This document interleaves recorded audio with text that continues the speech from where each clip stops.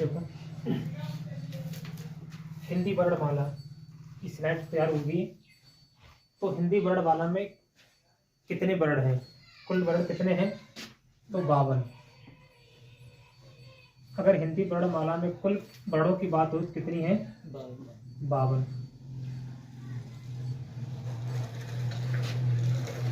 वर्ण किसे कहते हैं? देखो वर्णमाला में दो ही शब्द हैं, इसमें है वर्ण प्लस माला।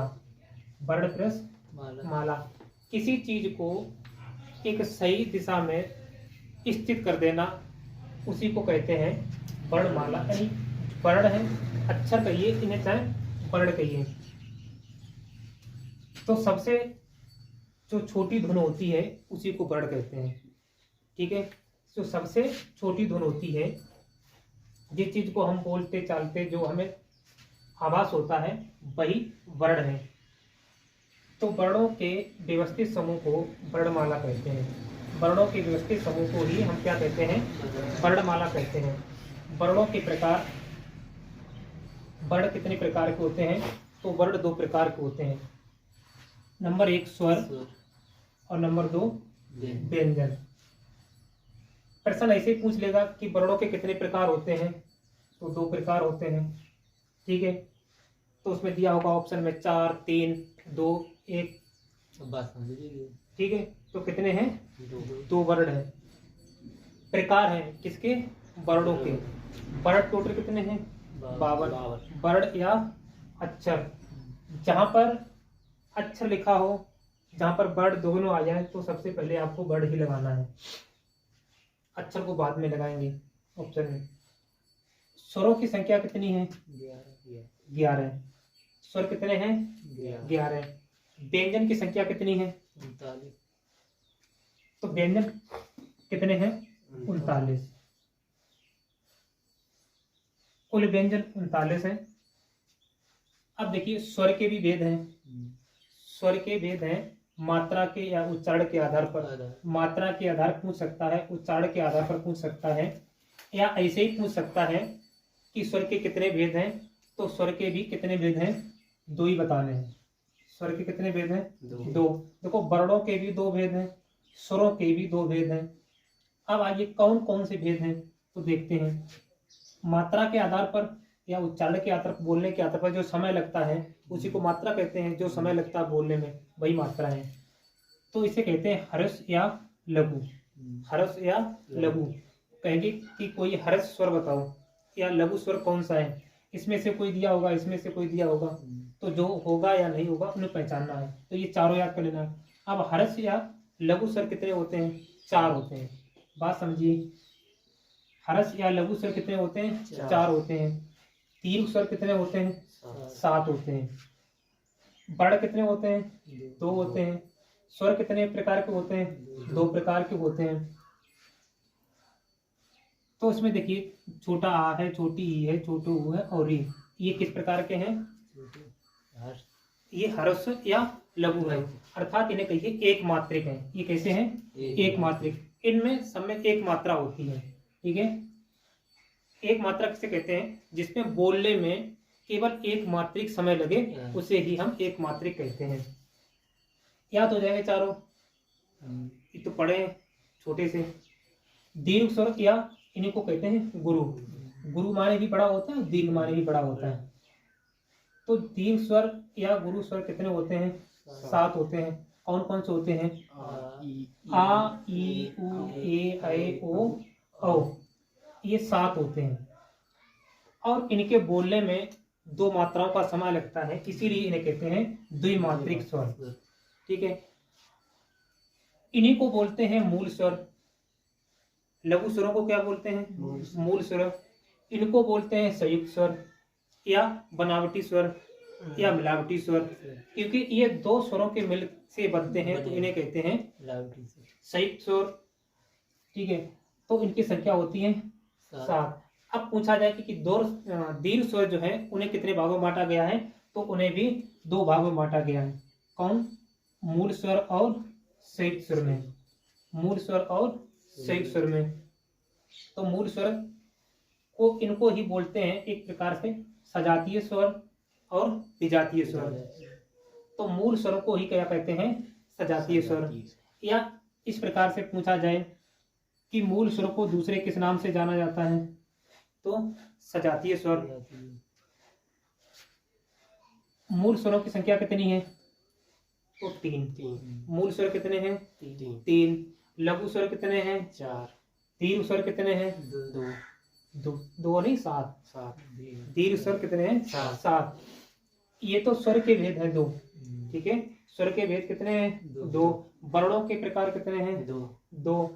वर्ण टोटल कितने हैं? 52। तो आइए वहीं पर, तो मूल स्वर कितने हैं? 3। टोटल कितने हैं? 3। कौन कौन से? आ, उ और ई। बड़ी आ, उ और ई। इनको सजातीय स्वर क्यों कहते हैं? इनको सजातीय स्वर क्यों कहते हैं? देखो, सजातीय मतलब होता है जो एक ही जात के होते हैं, उनको क्या कहते हैं? सजातीय स्वर। जो एक ही परिवार से आते हों तो उनको बोलते सजातीय, या एक जैसे, जो एक जैसे हैं, एक समान हो, उनको बोलते सजातीय। तो इसमें देखिए, छोटा आ और छोटा आ दोनों एक ही हैं, इनको मिलकर के ही बना है बड़ा आ। ठीक है, उसी प्रकार से छोटा ऊ और छोटा ऊ मिलकर बना है बड़ा ऊ। एक ही जात के हैं, कोई मिला दूसरा नहीं मिला। उसी प्रकार छोटी छोटी बनी बड़ी, इसी के लिए इन्हें कहते हैं सजातीय स्वर या मूल स्वर। इनमें कोई परिवर्तन नहीं होता, यही मूल स्वर है। कौन से? ये मूल स्वर नहीं है। ठीक है, मूल स्वर तो ये है, इनमें कोई परिवर्तन नहीं होता। आ, उ, ई, री, इनमें इसमें कोई परिवर्तन, इसमें ई में तो हो सकता है लेकिन इसमें नहीं हो सकता। तो मूल स्वर की देखो, यहाँ एक कन्फ्यूज होने बात की है। यहाँ अगर मूल स्वर पूछ किया है तो कन्फ्यूज हो सकते हैं, लेकिन यहाँ नहीं होना, 3 ही लगाना है। कितने करेंगे? 3 करेंगे। अब देखिए, संयुक्त स्वर या दीर्घ स्वर, संयुक्त स्वर या दीर्घ स्वर या विजातीय स्वर। विजातीय यानी दूसरे जात से मिलकर के बने हैं, उनको कहते हैं विजातीय। तो ए, आई, ओ, औ, ये दोनों अलग अलग वर्णों से मिलकर के बने हैं। तो इसमें देखो, आ है और उसके बाद ई है, एक ही घर से है नहीं है, अलग अलग है। तो इसके मिलकर बना है ए। क्या बना है? ए। ये नियम लगता है अगुण संधि का। आ और ए मिलकर क्या हो गया? आए। क्या हो गया? आए। छोटा आ और ए मिला तो क्या हो गया? आए हो गया। छोटा आ और छोटा ऊ मिला तो क्या हो गया? ओ हो गया। क्या हो गया? ओ। उसी प्रकार से छोटा आ और ओ मिला तो क्या हो गया? औ हो गया। तो इस प्रकार से ये दूसरे वर्ण दूसरे परिवार से मिलकर के या दूसरे वर्ग से मिलकर के बने हैं, इसीलिए इन्हें विजातीय स्वर कहा जाता है, कहते हैं। तो इनकी संख्या कितनी होती है? 4। विजातीय स्वर या संयुक्त स्वर या दीर्घ स्वर, तो इनकी संख्या कितनी होती है? 4। ठीक है, कंफ्यूज नहीं होना। वर्णों के प्रकार पूछेगा तो 2, वर्णों के प्रकार 2, स्वरों के प्रकार 2। स्वर को कितने भागों में बांटा गया है? नहीं, 2 ही में। और यहाँ पर अगर ह्रस्व और दीर्घ की बात आ जाए या मात्रा या उच्चारण के आधार पर आ जाए तो उन्हें बताना है कि ह्रस्व या लघु की संख्या होती 4, दीर्घ स्वरों की संख्या होती 7। ठीक है, और दीर्घ स्वरों को भी 2 भागों में बांटा गया है। किसमें बांटा गया है? मूल दीर्घ स्वर में या सजातीय स्वर में या विजातीय स्वर में। तो अब समझ में आया होगा कि जो एक ही परिवार से मिलकर के बने हैं वो सजातीय हैं, सजाति के हैं, और जो दूसरे अलग अलग मिलकर बने हैं वो विजातीय हैं। देखो, यहाँ पर लगेगा गुण संधि का नियम, इसमें लगेगा वृद्ध संधि का नियम, इसमें लगेगा गुण संधि का नियम, और इसमें लगेगा वृद्ध संधि का नियम। इसी प्रकार की संधियां पढ़ाएंगे तब आपको अच्छी तरीके से वहाँ बताया जाएगा। अब आ जाइए, यहीं पर एक चीज और देख लीजिए। ये तो हो गए 11, आपने स्वर पढ़े होंगे 13, 2 कहाँ रह गए? तो 2 अक्षर जो होते वो, जो वर्ण होते वो स्वर नहीं होते, वो होते अयोग भाग।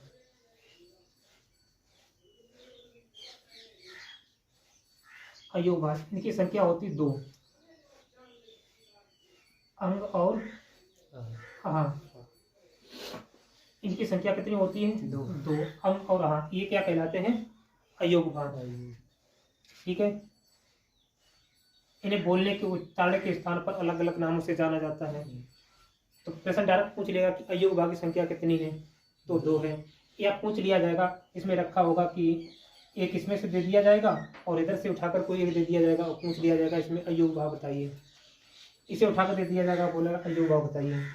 ठीक है, इसी को अनुनासिक बोलते हैं, जो नासिका से बोले उच्चरित होते हैं। इनका योग इनके साथ नहीं होता है, इसीलिए फिर भी ये किसी अक्षर में लग जाते हैं, शिरोरेखा के ऊपर लगाए जाते हैं, ये किसी अक्षर के पीछे लगाए जाते हैं। इनका भी विस्तृत करेंगे। ठीक है, इसका उच्चारण होता अहम। अहम, इसे आहा बोलते हैं, आहा बोलते हैं। ठीक है, क्या बोलते हैं? आहा। ठीक है, किसका उच्चारण होता उसे बोलते हैं अंग। तो आ के ऊपर अंग स्वर लगाया जाता, अनुसार लगा दिया जाता है। तो इसको हो गए 11, ये हो गए। स्वरों की संख्या पूछ लिया है तो 11। स्वर के प्रकार 2, हर्ष और दीर्घ। उसके बाद दीर्घ को एक मात्रिक स्वर कौन से, ये याद रखना है। द्विमात्रिक कौन, ये याद रखना है। द्विमात्रिक को 2 भागों में बांटा गया है, यानी दीर्घ स्वरों को 2 भागों में बांटा गया है। तो मूल स्वर या सजातीय और विजातीय संयुक्त स्वर में इस प्रकार से अयोग भाग संख्या हुई है। अब आइए व्यंजन की तरफ। तो व्यंजन कितने हैं? कुल व्यंजन कितने हैं? 39। टोटल व्यंजन की बात आएगी तो 39 व्यंजन है। अब मूल व्यंजन कितने हैं? 33। मूल व्यंजन कितने हैं? 33। उसमें दे दिया जाएगा कि ऐसे दे दे कि व्यंजन की संख्या कितनी है, तो भी आपको 33 ही लगाना है, 39 नहीं लगाना है। ये करके दे दे कि कुल व्यंजनों की संख्या कितनी है, तब 39 लगाना है। ठीक है, जैसे प्रश्न दे दे कि व्यंजन की संख्या कितनी है,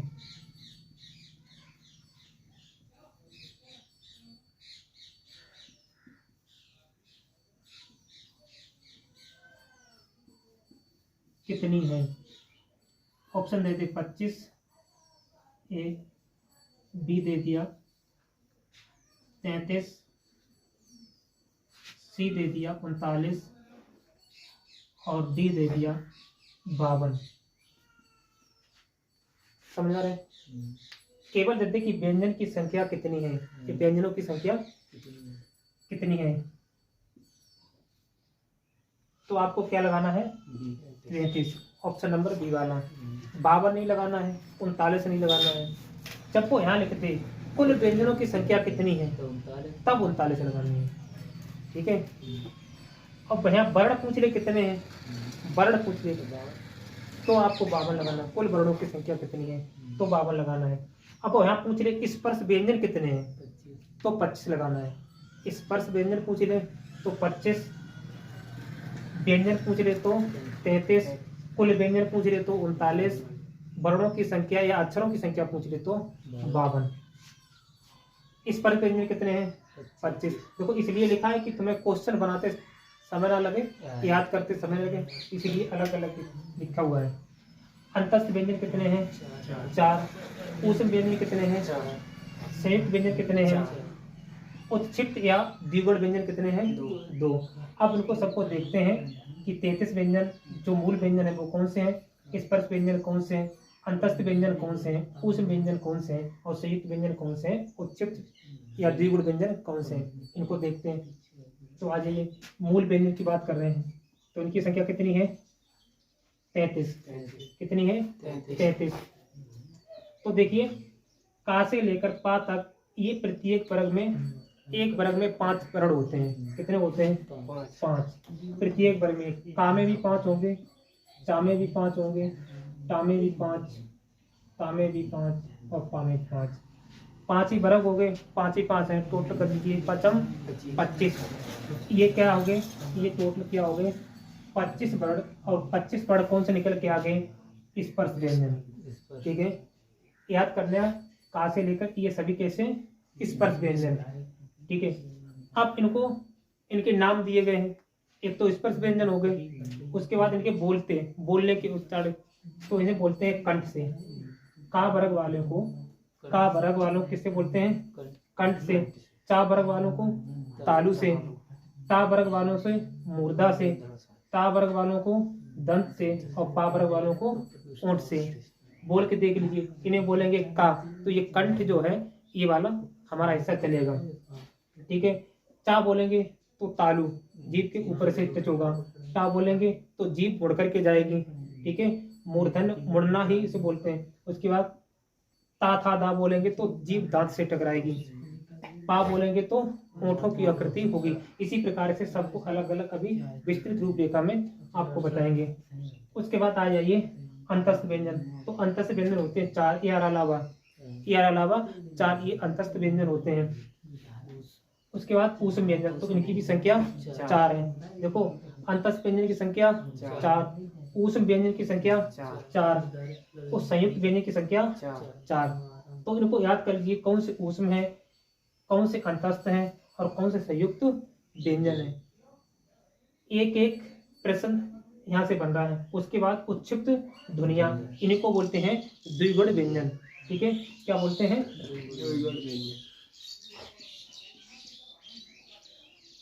द्विगुण व्यंजन।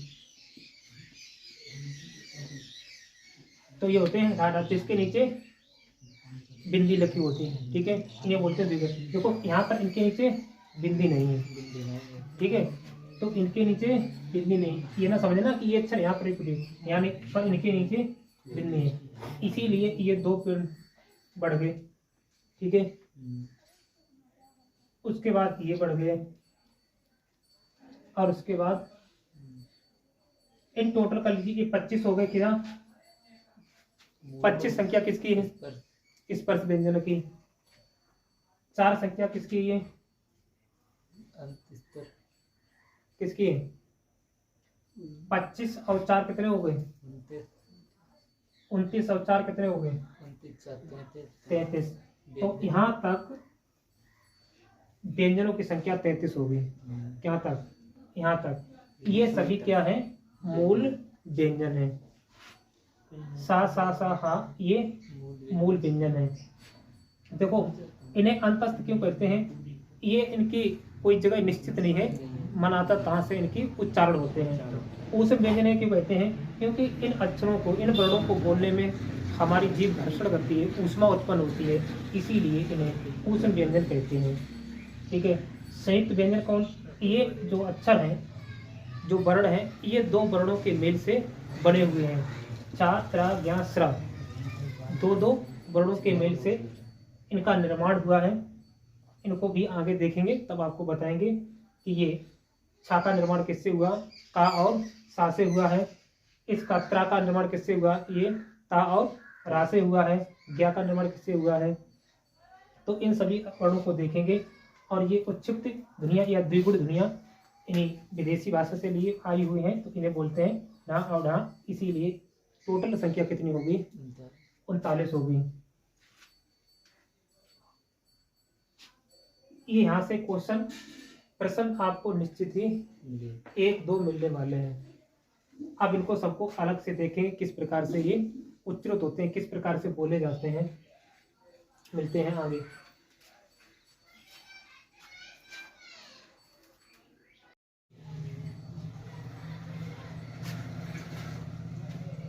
देखो हिंदी वर्णमाला की स्लाइड तैयार होगी। तो हिंदी वर्णमाला में कितने वर्ण हैं? कुल वर्ण कितने हैं? तो 52। अगर हिंदी वर्णमाला में कुल वर्णों की बात हो तो कितनी है? 52।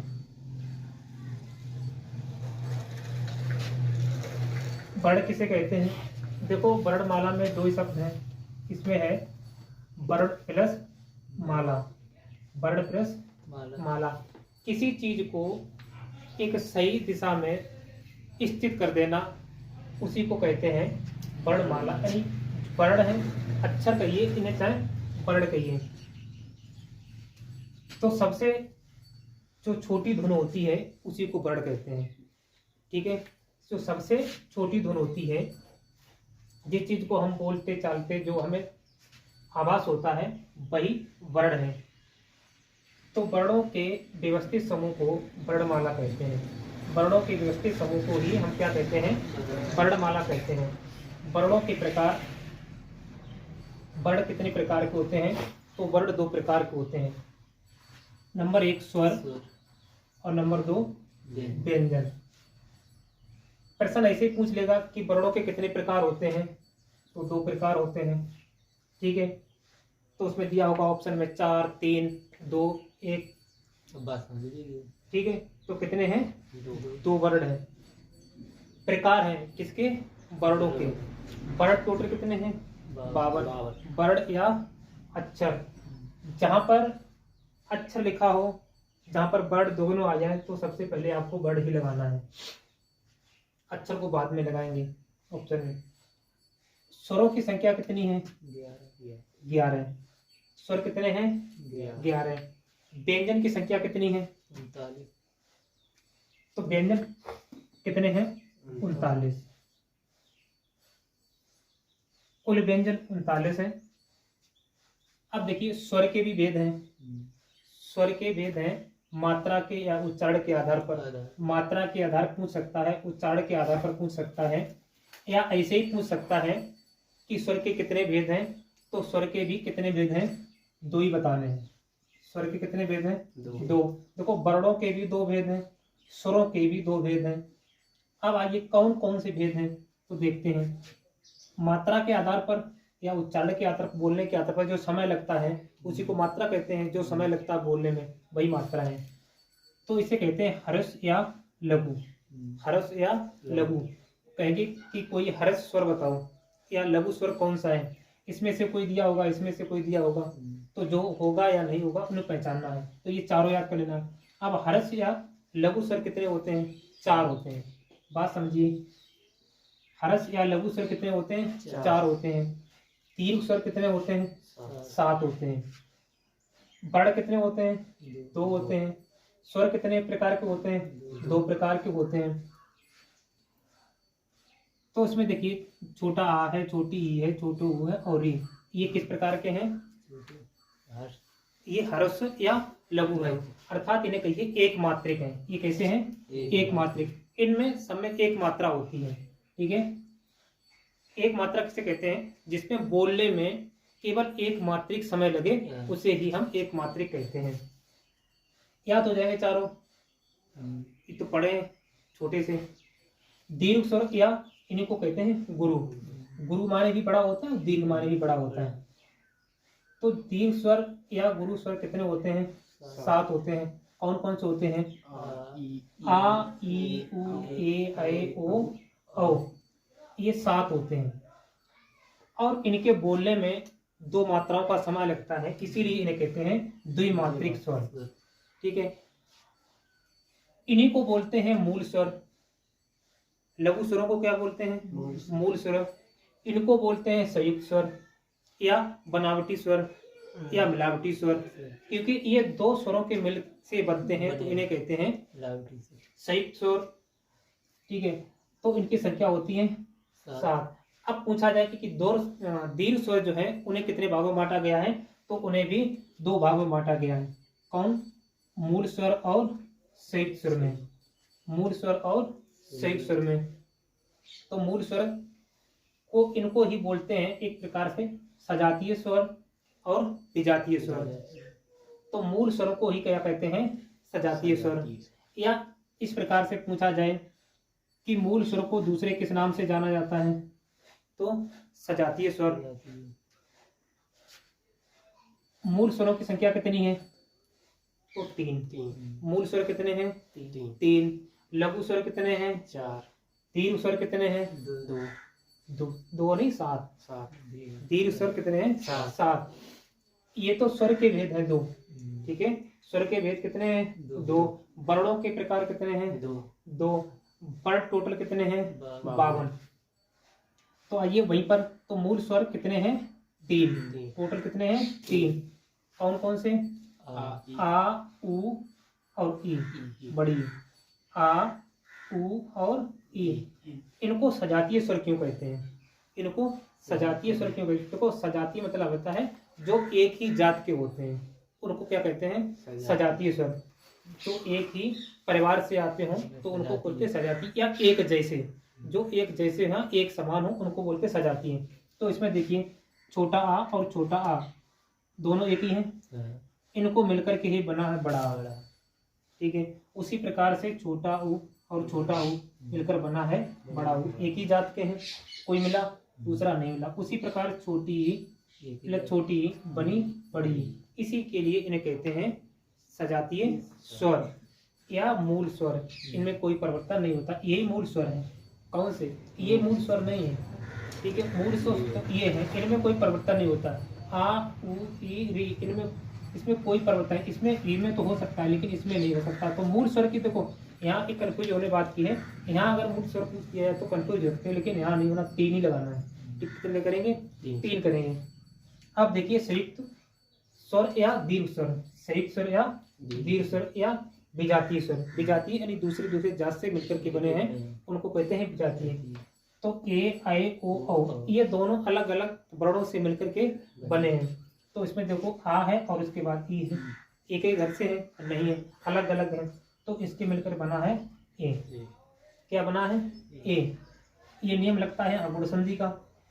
आ और ए मिलकर क्या हो गया? आए। क्या हो गया? आए। छोटा आ और ए मिला क्या हो गया? आए हो गया। छोटा आ और छोटा ऊ मिला तो क्या हो गया? ओ हो गया। क्या हो गया? ओ। उसी प्रकार से छोटा आ और ओ मिला तो क्या हो गया? औ हो गया। तो इस प्रकार से ये दूसरे वर्ण दूसरे परिवार से मिलकर के या दूसरे वर्ग से मिलकर के बने हैं, इसीलिए इन्हें विजातीय स्वर कहा जाता है, कहते हैं। तो इनकी संख्या कितनी होती है? 4। विजातीय स्वर या संयुक्त स्वर या दीर्घ स्वर, तो इनकी संख्या कितनी होती है? 4।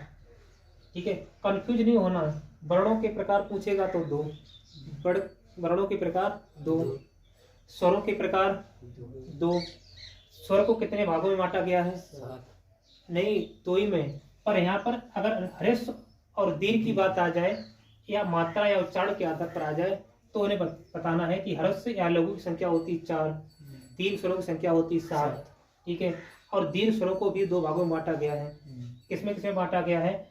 मूल दीर्घ स्वर में या सजातीय स्वर में या विजातीय स्वर में। तो अब समझ में आया होगा कि जो एक ही परिवार से मिलकर के बने हैं वो सजातीय हैं, सही जाति के हैं, और जो दूसरे अलग अलग मिलकर बने हैं वो विजातीय हैं। देखो यहाँ पर लगेगा गुण संधि का नियम, इसमें लगेगा वृद्ध संधि का नियम, इसमें लगेगा गुण संधि का नियम, और इसमें लगेगा वृद्ध संधि का नियम।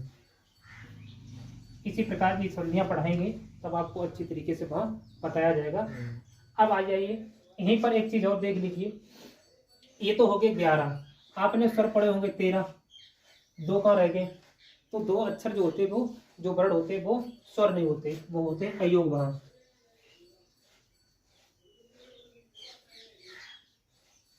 अयोग भाग, इनकी संख्या होती 2, अंग और आहा। इनकी संख्या कितनी होती है? 2 अंग और आहा। ये क्या कहलाते हैं? अयोग भाग। ठीक है। इन्हें बोलने के उच्चारण के स्थान पर अलग अलग नामों से जाना जाता है। तो प्रश्न डायरेक्ट पूछ लेगा कि अयोग भाग की संख्या कितनी है, तो 2 है। या पूछ लिया जाएगा, इसमें रखा होगा कि एक इसमें से दे दिया जाएगा और इधर से उठाकर कोई एक दे दिया जाएगा और पूछ लिया जाएगा इसमें अयोग भाग बताइए। इसे उठाकर दे दिया जाएगा, बोलेगा अयोग भाग बताइए। ठीक है। इसी को अनुनासिक बोलते हैं, जो नासिका से बोले उच्चरित होते हैं। इनका योग इनके साथ नहीं होता है, इसीलिए फिर भी ये किसी अक्षर में लग जाते हैं, शिरोरेखा के ऊपर लगाए जाते हैं, ये किसी अक्षर के पीछे लगाए जाते हैं। इनका भी विस्तृत करेंगे। ठीक है।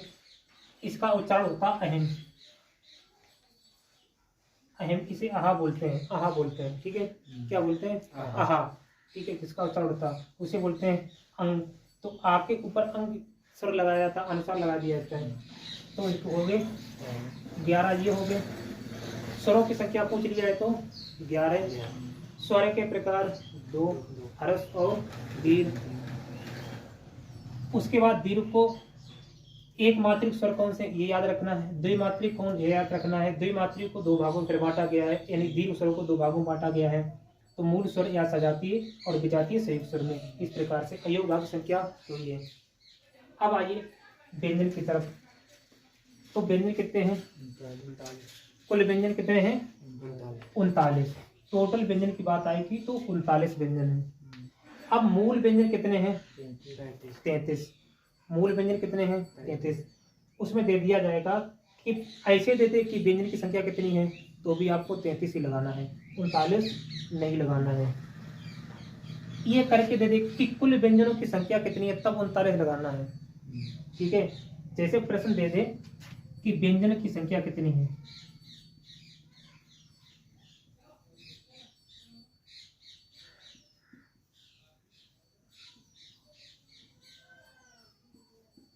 कितनी है।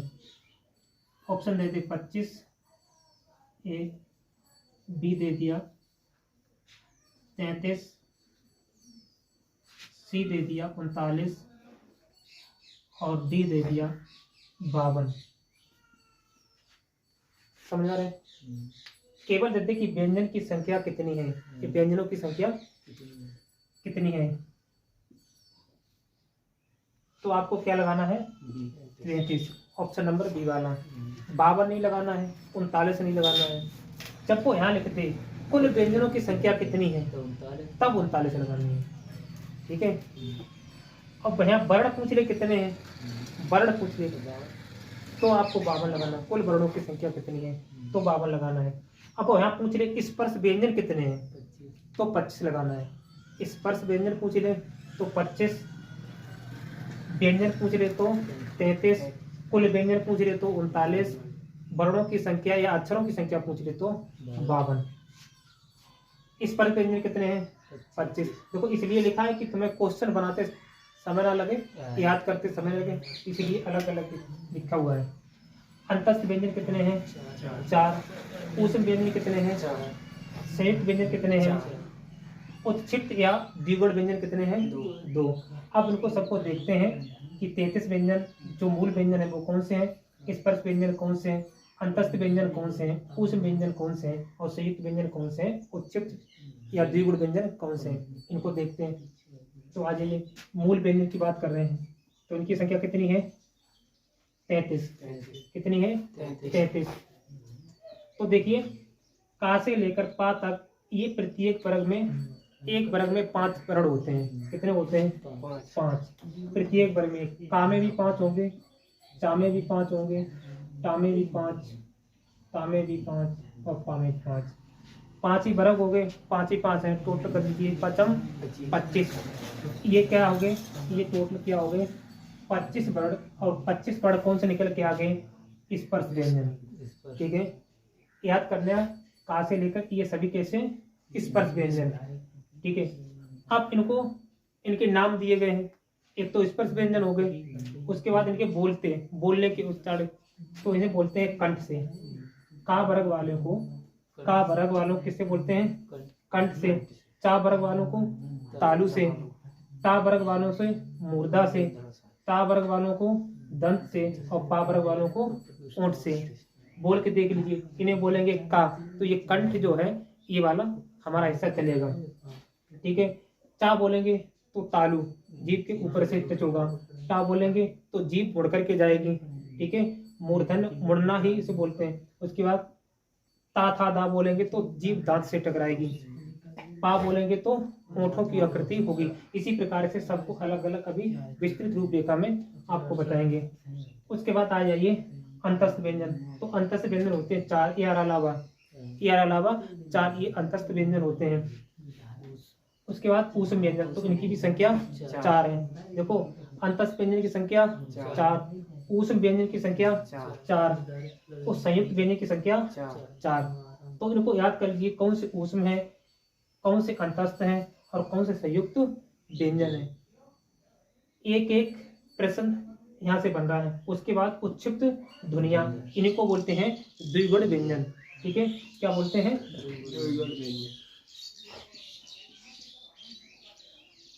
द्विगुण व्यंजन। तो ये होते हैं राधा, जिसके नीचे बिंदी लिखी होती है। ठीक है, इन्हें बोलते हैं द्विगुण। देखो यहाँ पर इनके नीचे बिंदी नहीं है।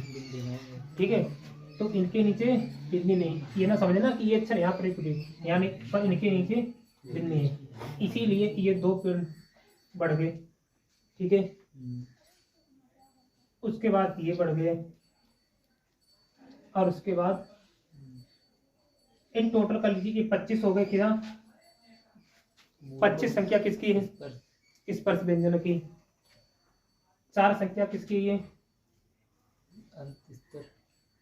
किसकी है 25 और 4 कितने हो गए 29 और 4 कितने हो गए 33। तो यहाँ तक व्यंजनों की संख्या 33 होगी। क्या तक? यहाँ तक। ये सभी क्या है? मूल व्यंजन है। सा सा सा हा ये मूल व्यंजन है। देखो इन्हें अंतस्थ क्यों कहते हैं?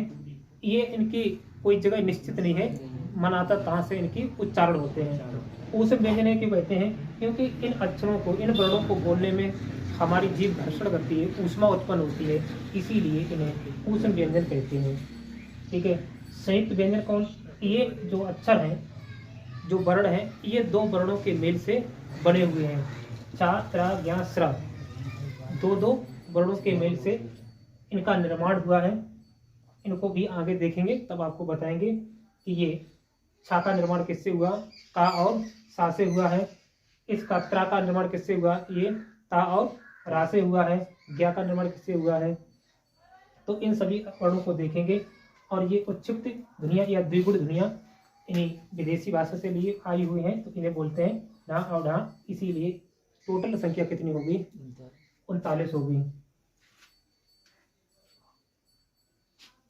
ये यहाँ से प्रश्न आपको निश्चित ही 1-2 मिलने वाले हैं। अब इनको सबको अलग से देखें, किस प्रकार से ये उच्चारित होते हैं, किस प्रकार से बोले जाते हैं। मिलते हैं आगे।